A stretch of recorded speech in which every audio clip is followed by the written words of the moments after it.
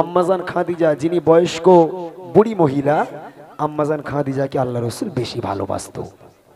একদিন আম্মাজান খাদিজাতুল কুবরা রাদিয়াল্লাহু তাআলা আনহা আল্লাহ রসুলের কাছে গিয়ে বলছে, ইয়া রাসূলুল্লাহ, ইয়া হাবিবাল্লাহ, আমি তো শুনেছি হাসরের মাঠে কেউ কারোর হবে না, কেউ কাউকে চিনতে পারবে না, সন্তান মাকে চিনবে না, মা সন্তানকে চিনবে না, স্বামী স্ত্রীকে চিনবে না, স্ত্রী স্বামীকে চিনবে না।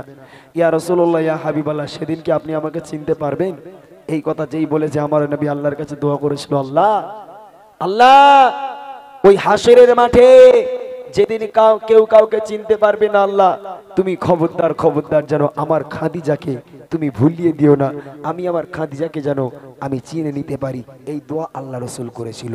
কেমন মিল মোহাব্বত ছিল ছন্দ আকারে ছোট্ট করে বলে দিচ্ছি, খুব মনোযোগ দিয়ে শুনুন। কবি লিখছে, বলেছে নবী খাদিজাকে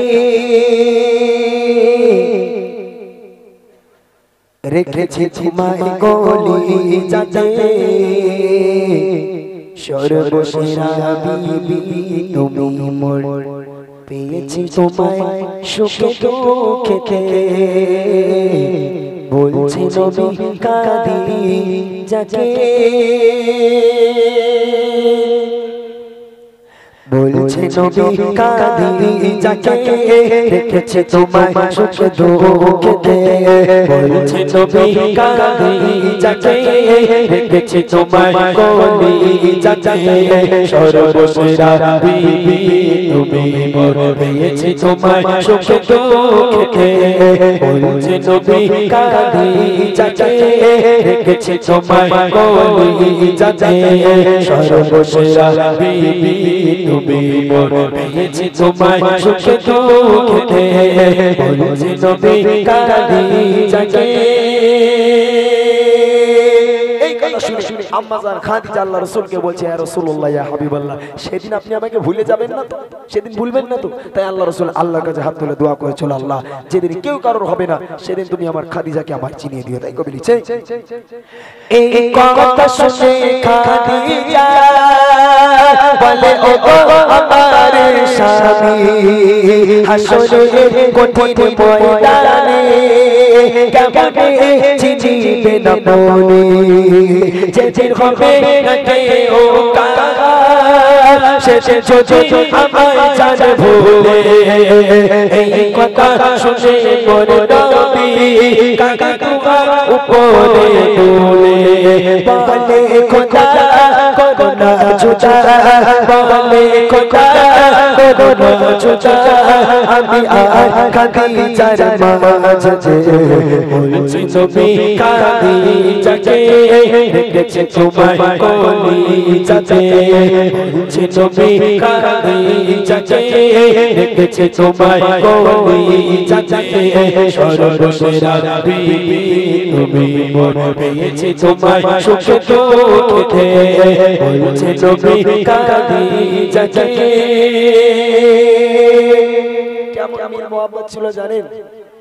যদি স্বামী একটা থালায় ভাত খায়, ওই থালায় বউ ভাত খেতে যায় না, বলে ওলা ওটা বিড়ি খায়, ওর থালায় ভাত খাওয়া যাবে না, ওলা ওটা বিড়ি খায়। হ্যাঁ বাস্তবে বিড়ি খেলে তোমার বউ কি তোমার থালায় ভাত খাবে? আর আল্লাহ রসুল যখন গোস্ত খেতেন, মাংস খেতেন, গোস্তকে যখন হাড্ডিটা চুষে চুষে নিচে রেখে দিতেন, আম্মাজান খাদিজাতুল কুবরা ওই চোষা হাড্ডিটা নিচে থেকে তুলে আবার তিনি চুষতেন। কি ভালোবাসা, কি মহাব্বত। আর আমাদের ঘরের বউটা, বাবা স্বামী যদি এই কটা ভাত, এইটা খাইলে, ভাতগুলো খাইলে বলে দূর হয়ে যাও, তোমার এটা কেনা খাবে, ফেল দাও, কুকুর খাক, কিন্তু খাওয়া যাবে না। আল্লাহ রসুল কেমন ভালোবাসতো, কবি লিখে দেখেন, যা আছে সবকিছু কুরবান, মধু মিলনে প্রেমের বাহার, ভালোবাসা উজাড় করা মনটা, নবী না খেয়ে করো না আহার। একদিন আয়েশা বলে, ও গো আমার প্রাণের স্বামী যত ভালোবাসা পাই খাদিজা আমার মাঝে কি আছে কমি শোনো বিবি দুঃখ স্বামী শোনো বিবি দুঃখ স্বামী দূর হয়ে দাদা খেলেছে রাতে বলছে নবী খাদিজাকে রেখেছে তোমার কলিজাতে বলছে নবী খাদিজাকে রেখেছে তোমার কলিজাতে সর্বসেরা বিবি তুমি মোর পেয়েছে তোমার সুখে দুঃখেতে বলছে নবী খাদিজাকে। এইবারে দেখেন আম্মাজান খাদিজাতুল কুবরা ইন্তেকাল হয়ে গেল, আল্লাহ রসুলের স্ত্রী মারা গেল। মরে যাওয়ার পর, ইন্তেকাল হয়ে যাবার পর যখন তানার খাটিয়া ধরে কবরের সামনে নিয়ে যাওয়া হলো, কবর দেওয়া হবে, তাকে দাফন করা হবে। আম্মাজান খাদিজাকে দাফন করা হয়ে গেল, কবর দেওয়া হয়ে গেল। একে একে সবাই বাড়ি যায়, আমার আপনারা নবী আর বাড়ি যায় না। কবরের কাছে হাঁটু দিয়ে বসে অজর নয়নে কাঁদতে লাগলো। হযরত উমর আসলো, ইয়া রাসূলুল্লাহ বাড়ি চলেন, তোমরা যাও আমি যাব না। আবু বকর আসি, ইয়া রাসূলুল্লাহ বাড়ি চলেন, সব সাহাবারা বাড়ি চলে গেল, আপনি একা কবরস্থানে বসে চলেন, বাড়ি চলেন। আমি যাব না, তোমরা চলে যাও, তোমরা চলে যাও, আমি যাব না। আবার এলো, ইয়া রাসূলুল্লাহ ইয়া হাবিবাল্লাহ আপনি কাঁদবেন না, আপনি বাড়িতে চলেন। আল্লাহ রাসূল বলছে আমি এখানে বসে থাকবো যতক্ষণ পর্যন্ত মুনকার নেকির ফারিস্তারা না আসে। কেন বলে, মুনকার নেকির ফারিস্তারা এসে যখন আমার খাদিজাকে জিজ্ঞেস করবে, খাদিজা বলো তোমার রব কে, বলো তোমার নবী কে, তোমার ধর্ম কি বলো, আমার খাদিজা যদি মুনকার নেকির ফারিস্তাদের জবাব না দিতে পারে চির জাহান্নামী হয়ে যাবে। তাই আমার খাদিজা যদি মুনকার নেকির ফারিস্তাদের জবাব না দিতে পারে, আমি নবী কবরের উপরে বসে বসে আমার খাদিজার প্রশ্নের উত্তর দেব, তাই বসে আছি।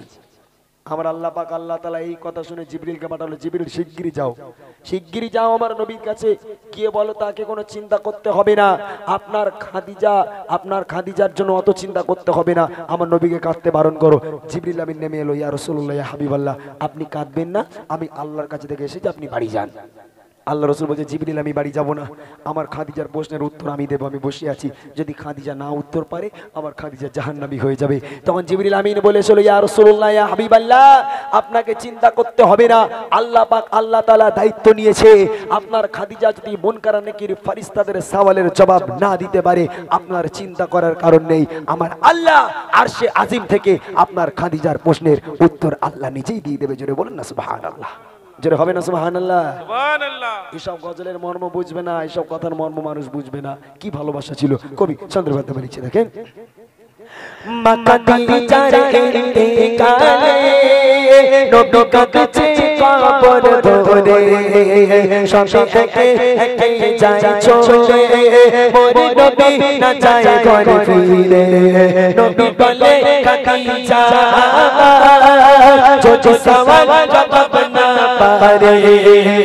আমি নবী এখানে বসে চাচা খাদিজার দরে বন্ধু চাচা পারবার দিগার বন্ধু চাচা পারবার দিগার দেবে জবাব কোরআনে যে মুখে বলছে নবী খাদিজাকে রেখেছে তোমার কলিজাতে বলছে নবী খাদিজাকে রেখেছে তোমার কলিজাতে সর্বসেরা তুমি মোর পেয়েছি তোমায় সুখ দুঃখেতে আজ বলছে নবী খাদিজাকে